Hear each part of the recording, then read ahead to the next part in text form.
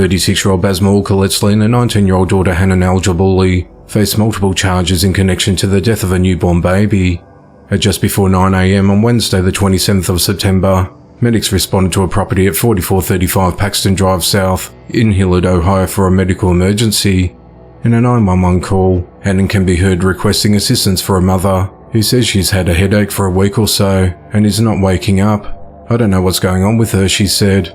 Police were notified by medics while transporting Basma to a hospital after noticing there was an umbilical cord but no baby. Police went to the residence when Hanan answered the door and told officers there was no baby there. After searching the area, they found a baby boy in a trash bag inside an orange 5-gallon bucket in the trunk of a vehicle parked in the backyard and attempted CPR. The infant was taken to Nationwide Children's Hospital where he was pronounced dead. During the investigation, authorities determined that in an effort to hide the newborn's existence from her husband, Basma throttled the child after it was born and placed it into a plastic trash bag. She then instructed Hanan to dispose of the infant. Hanan took the bag with the baby in it and dumped the boy into a bucket. She then carried the bucket containing the baby and placed it into the trunk of a vehicle. Hanan reportedly told investigators that her mother had given birth to a dead baby and that she was ordered by her mother to erase evidence of the birth so her husband wouldn't find out. On Friday the 29th of September, Basma and Hanan were indicted on charges of aggravated murder, involuntary manslaughter, strangulation, endangering children, tampering with evidence and abuse of a corpse.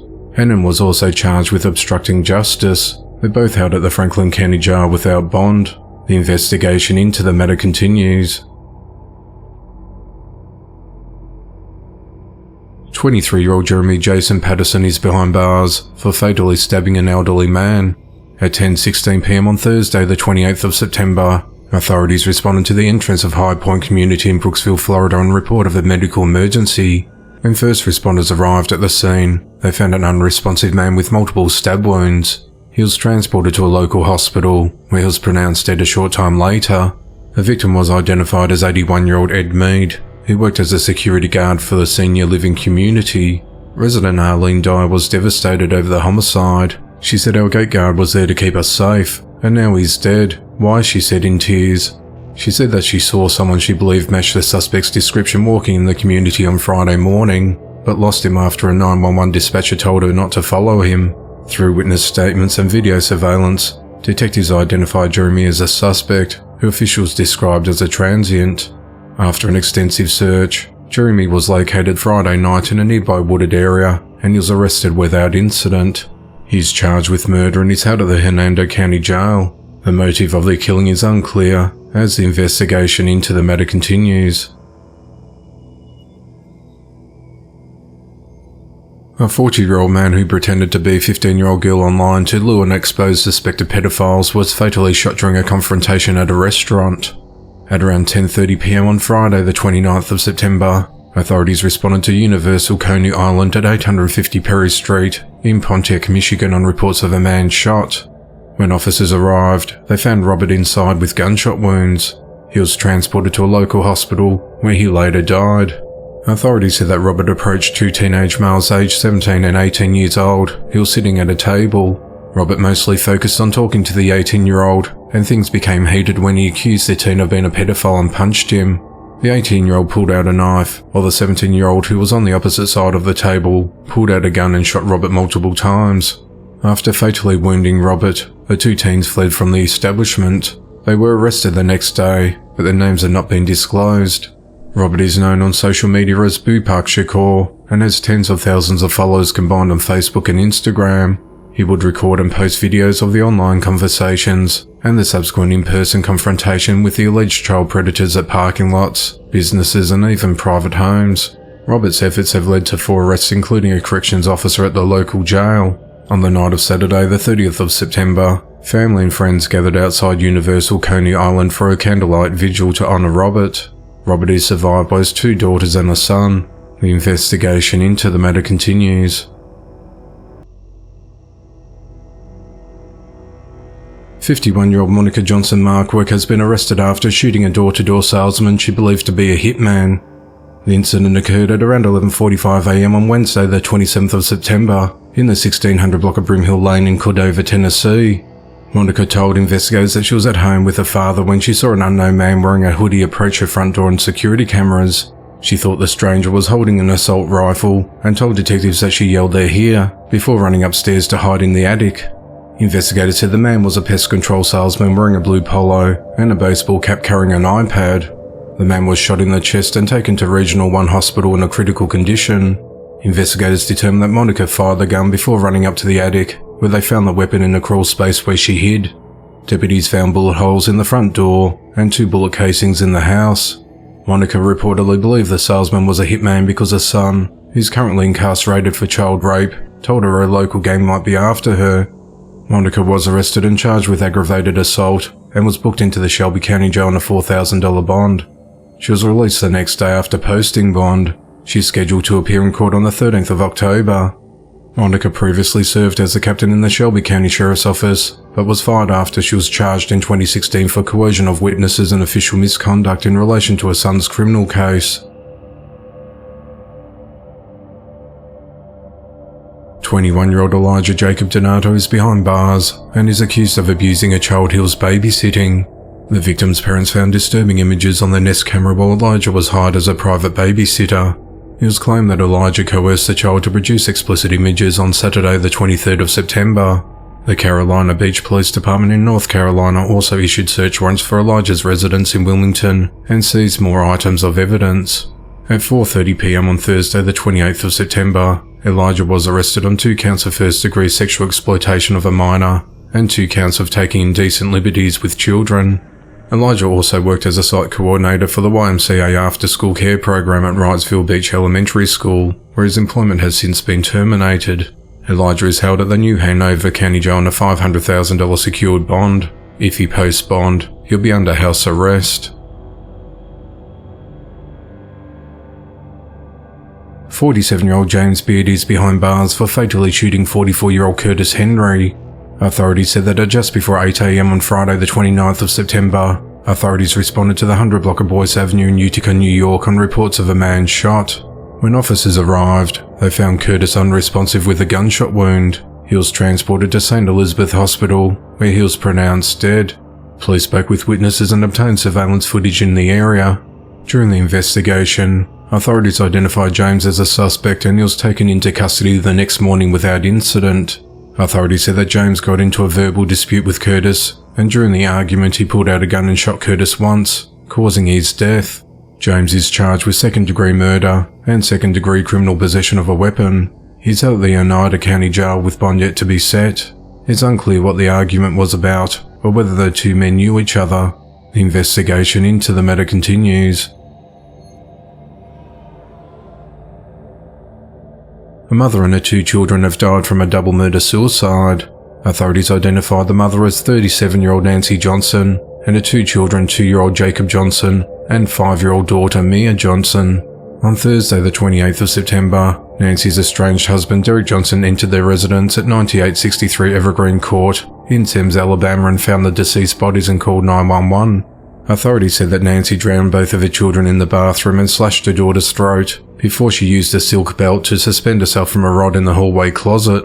The autopsy of the children showed that they both died from drowning, but the blood loss suffered by Mia after being cut with a knife contributed to a cause of death. Mobile County Sheriff Paul Birch said that when you enter the back door of the home, there's a sofa to the right-hand side, and the children were positioned on that sofa covered with a blanket. They'd been basically cleaned up by water after being submerged, he said. Authorities said that Nancy and Derek were going through a divorce, and they received a lot of domestic disturbance calls out to the home. On the 17th of September, Derek was arrested for forcing his way into the couple's shared home, causing damage to the property and breaking windows. Once inside the residence, Derek physically attacked Nancy and attempted to grab one of the children. Nancy was able to break free from Derek and fled to a vehicle with the children. At the time of the deaths, Derek was living in a camper in the backyard of the home, as mandated by a previous child custody order. A judge awarded joint custody to both parents, with a condition that they share a camper and stay in it when the children are in the custody of the other parent. Police did not consider Derek as a suspect in the deaths and is cooperating with authorities. 67-year-old Joel Andrew McClendon is behind bars for shooting a fast food employee. The incident occurred at just before 9:30 p.m. on Saturday the 30th of September at a Taco Bell restaurant at 8812 Albemarle Road in Charlotte, North Carolina. Investigators said that Dole was going through the drive-thru and had paid for his food when he became upset and began accusing the attendant of shortchanging him. An argument ensued, so Dole got out of his car, went inside the restaurant and shot the 54-year-old male Hispanic worker multiple times. Dole then left the store and started shooting into the restaurant from the outside, before finally leaving the scene. The worker, whose identity has not been disclosed, was rushed to hospital with life-threatening injuries. Detectives reviewed security footage and identified the suspect shooter as Dole McClendon. Officers tracked Dole to a nearby apartment complex, and after getting warrants for his arrest, he was arrested outside his home without incident. Dole's been charged with attempted murder and discharging a weapon into occupied property, and is held at the Mecklenburg County Jail on a $500,000 bond. The investigation into the matter continues. A volunteer firefighter with the Grundy Center Fire Department in Holland, Iowa, is accused of setting a string of fires that he responded to with his unit to assist in putting out. On Thursday, the 28th of September, 60-year-old Kendall Eugene Rhodes was charged with 13 counts of arson and 1 count of reckless use of fire or explosives. Deputies from the Grundy County Sheriff's Office began an investigation in April into a series of arson fires. The fires were mostly ditch fires and some spread into nearby cornfields, and other fires included buildings on abandoned properties. Kendall's been with the fire department for 6 years. He remains held at the Grundy County Jail in lieu of bond. The investigation into the matter continues. 46-year-old Shadonica Black is behind bars in connection to a drive-by shooting that involved 2 juveniles. At 9:14 p.m. on the 7th of September, Shadonica got into an argument with the teen boy and girl after she almost hit them with her car as they were walking along the Walmart parking lot on North Estrella Parkway in Goodyear, Arizona. She screamed at the victims, telling them that her son, who was in the car with them, could beat them up, and she threatened to blow their heads off. As the teens got in their car and drove away, Shadonica pulled up beside them and fired multiple shots, striking the car and shattering the back window. On the 25th of September, Shadonica was arrested at her home.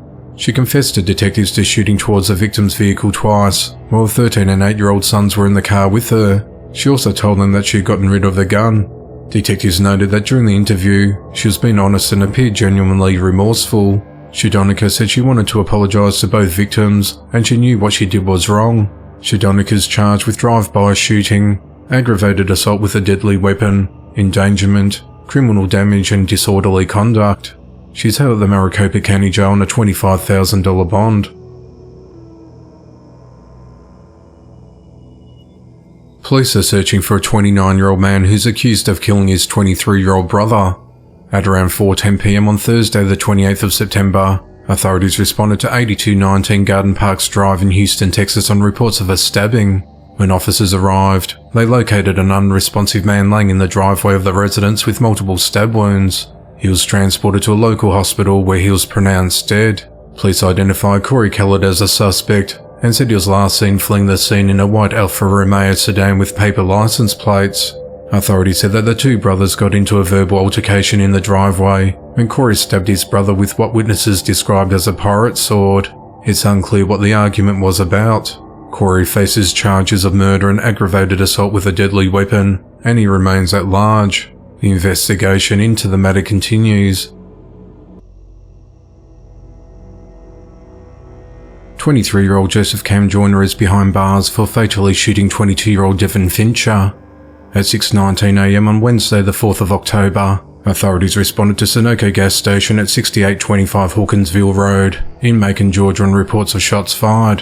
When deputies arrived, they found Devin unresponsive with a gunshot wound, and he was pronounced dead at the scene. During the investigation, authorities identified Joseph as a suspect. At just before noon, deputies arrested Joseph and charged him with murder and aggravated assault. Joseph is held at the Bibb County Jail without bond. The motive of the attack and the relationship between the men is unclear, as the investigation into the matter continues. 20-year-old James Small is behind bars for fatally shooting his roommate 23-year-old Charles Herzog. At around 11:30 p.m. on Monday the 2nd of October, authorities responded to a home at 6407 Durick Avenue in Louisville, Kentucky on reports of a man shot. When officers arrived at the residence, they found Charles with a gunshot wound and he died before he could be taken to hospital. During the investigation, authorities identified James as a suspect who had fled from the scene. James turned himself in the next day and confessed to the shooting. He told investigators that he was cleaning the gun when it accidentally went off and shot Charles. He told police he ran away after the shooting and disposed of the rifle, and admitted to drinking alcohol and smoking marijuana prior to the incident. James has been charged with manslaughter and tampering with physical evidence. He sat at the Jefferson County Jail with bond set at $250,000. The investigation into the matter continues. 66-year-old Stephen Heck is behind bars in connection to the death of his 63-year-old missing girlfriend Cynthia Alma Furtado. Cynthia was last seen leaving her home on the evening of Saturday the 23rd of September and failed to show up at a teaching job at Concord Preschool and Childcare at 1800 Fairfax Boulevard in Wilmington, Delaware, sparking concern. She worked at the school for 24 years. On Monday the 25th of September, authorities responded to a residence at the 3400 block of Birch Circle in Pike Creek, Delaware to complete a welfare check on her. Deputies noticed a car, purse, and cell phone were at the residence, and Cynthia was not there. The following day, detectives located Cynthia's remains in a wooded area near a parking lot in Carousel Park, located in Skyline Drive in Pike Creek, about a half a mile from her home, and her death was ruled a homicide. Her cause of death has not been disclosed. During the investigation, Stephen was identified as a suspect, and on Tuesday the 3rd of October, he was arrested without incident and charged with murder. He remains held at the Newcastle County Jail. The investigation into the matter continues. Police are searching for a suspect who fatally shot a 39-year-old man and stole his new car. At 12:36 a.m. on Tuesday the 3rd of October, authorities responded to the 200 block of B Street in Fayetteville, North Carolina on reports of a shooting. When officers arrived, they found a man in a critical condition suffering from multiple gunshot wounds. He was transported to hospital where he died from his injuries. The victim's been identified as Ricky Purnell McMillian Jr. Ricky had just bought himself a white Dodge Challenger with a black hood and told his grandmother who lived nearby that he was going to show the new car to his friends in the neighbourhood and that he'll be back later. Authorities said that Ricky drove to the area of B Street when an unknown suspect approached his vehicle and demanded his keys at gunpoint. The suspect then shot Ricky several times and fled the scene in his car, taking with him a male passenger who was in the vehicle during the shooting. The passenger has since been located and is safe. Authorities said that the area is known for drugs and gun violence. The suspect remains on the run as the investigation into the matter continues.